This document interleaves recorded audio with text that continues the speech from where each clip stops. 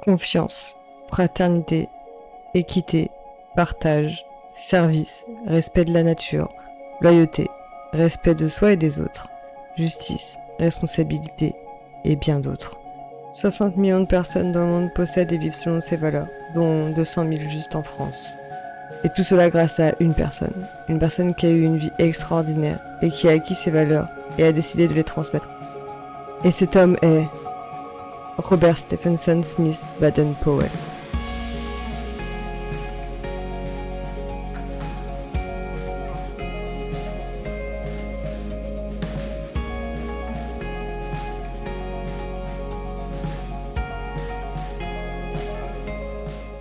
Déjà son nom est beaucoup trop long, donc on va juste l'appeler Baden-Powell. Baden-Powell est né le 22 février 1857 à Paddington dans la ville de Londres. Son père, Baden-Powell, qui était prof de mathématiques à l'université d'Oxford, est malheureusement décédé alors que Robert n'avait que 3 ans. C'est donc sa mère, Henriette Grace Powell, qui s'occupe de lui et de ses frères et sœurs. Baden-Powell a eu une enfance des plus normales, ses frères l'emmenaient souvent à la campagne, camper, naviguer et même aider les gens. Cependant, à l'école, c'était pas la même. Il faisait beaucoup d'écoles buissonnières, en allant se cacher dans les bois et c'est ce qui lui a permis d'avoir un super sens de l'observation. Malgré ça, il rate ses examens et décide donc en 1876, à l'âge de 19 ans, d'intégrer l'école militaire où il obtient la seconde place du concours.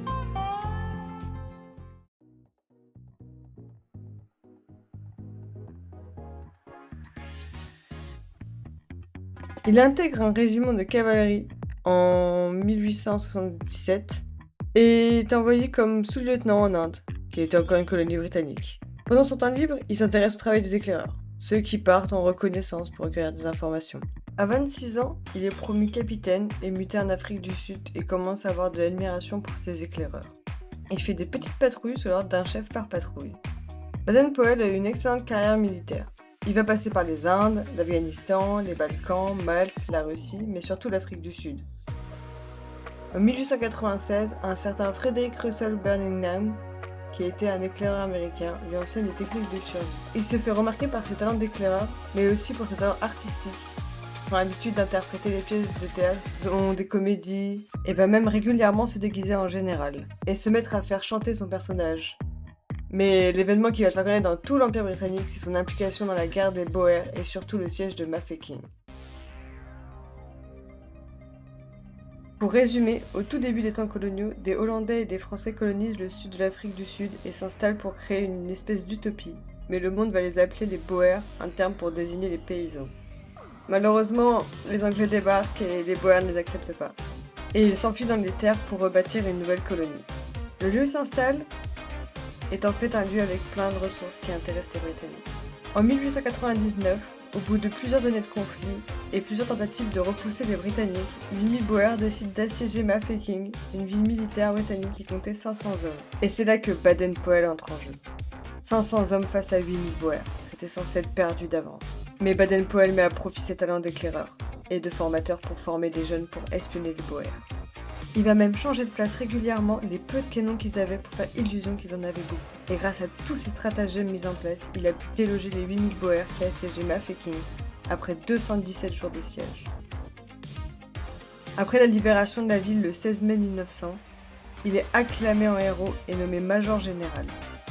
Après cette expérience à Mafeking, il décide d'écrire un livre du nom de Scouting, qui veut dire l'art des éclaireurs, sur les jeunes éclaireurs et la confiance qu'il a mis en eux. Ce livre était destiné aux militaires et cela lui a permis d'être promu au rang de lieutenant en chef en 1907, où on lui confie le commandement d'une petite armée pour leur enseigner ses talents d'éclaireur. En 1907, alors âgé de 50 ans, il organise le premier camp scout de l'histoire.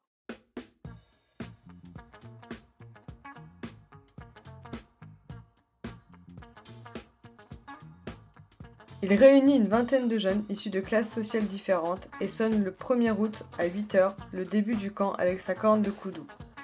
Le camp se termine le 8 août.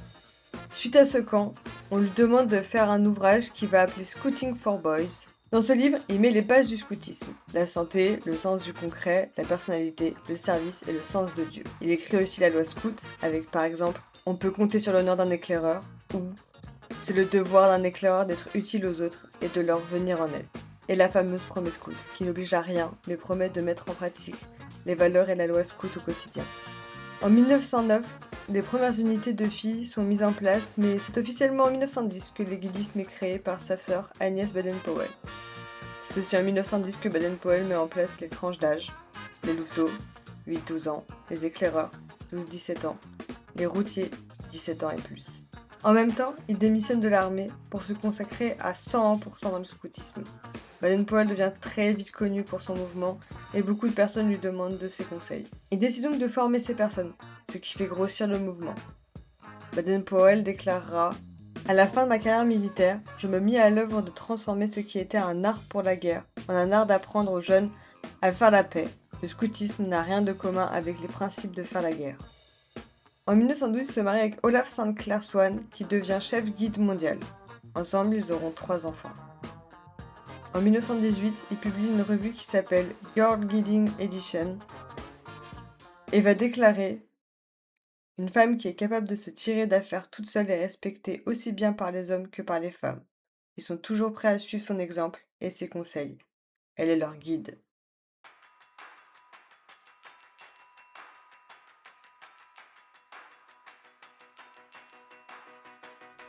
Le mouvement scout et guide va prendre beaucoup d'ampleur et même dépasser les frontières britanniques. C'est pour cela que du 30 juillet au 8 août 1920 a eu lieu le premier jamboree scout de l'histoire avec 21 pays différents réunis et 8000 scouts à l'Olympia Hall à Londres, puis dans le parc du Vieux Cerf à Richmond.